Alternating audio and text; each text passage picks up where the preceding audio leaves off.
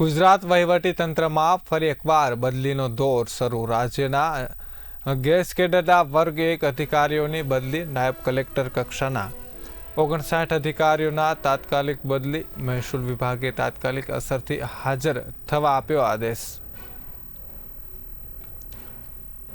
જે વાત કરવામાં આવે તો ગુજરાતમાં વહીવટ તંત્રમાં ફરી એકવાર બદલીનો દોર શરૂ થયો છે. રાજ્યમાં ગેસ કેડરના વર્ગ 1 અધિકારીઓની બદલી. નાયબ કલેક્ટર કક્ષાના 59 અધિકારીઓની તાત્કાલિક બદલી. મહેસૂલ વિભાગે તાત્કાલિક અસરથી હાજર થવા આદેશો કર્યા છે.